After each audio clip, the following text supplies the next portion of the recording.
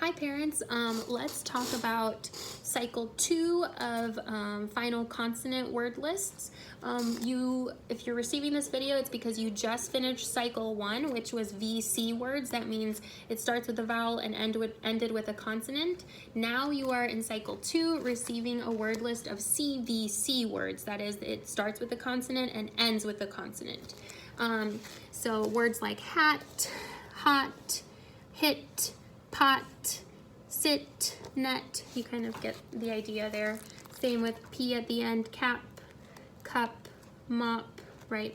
So it has P at the final position of the word. What I'd like you to do this time is, again, you could practice these words just running through the thing, checking them off as you go with your dry erase marker that you were provided with the first list, or you could play tic-tac-toe with it. You could hang it up on the mirror and just practice it as your child looks at their mouth. You could kind of practice slapping it with Play-Doh, dip, lap, soap, right? Kind of like that. The other thing that I'd like you to do is practice rhyming words. It's not necessarily that your child has to recognize the rhyme on their own, but rhymes kind of help create a little bit of a practice rhythm and automaticity. So what we want to do is to make them a little more independent, producing these words without needing a model. So one of the things that you can do, and we want to always encourage phonological development, which rhyming is part of phonological skills. Phonological skills are basically skills that help us understand letter sounds, put them together, and eventually read.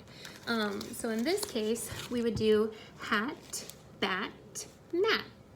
Those words all rhyme, and I would explain, look, only one letter changes in the word. They all end in the same sound, at, right? So now I'm gonna say my 3-word rhyme, hat, bat, mat. Okay, and then I'll do it again. Hat, bat, mat. Then I'll have the child repeat after me. Hat, bat, mat, right? And they can do it one time, then you can do it again. Okay, now you say it again. Hat, bat, mat. They'll say it again. One more time. Hat, bat, mat. Child will say hat, bat, mat, and imitate you. Finally, by the 4th time, you want to stop before the last one. You want them to fill in the blank. So hat, bat, and you wait for them to fill in mat. Before you know it, they'll say it. You can switch up the order.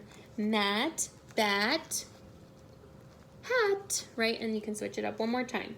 Hat, mat, bat.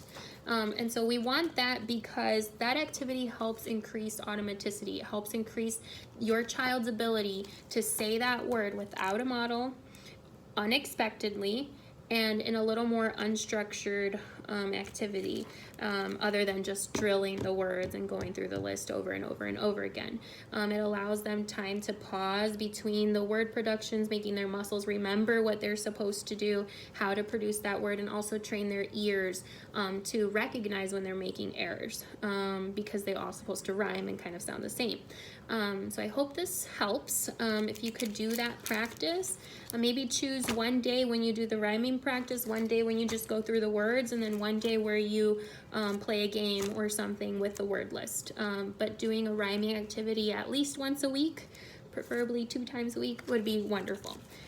So I hope this helps you, and if you have any questions, you can always reach out. Other than that, let's talk next time.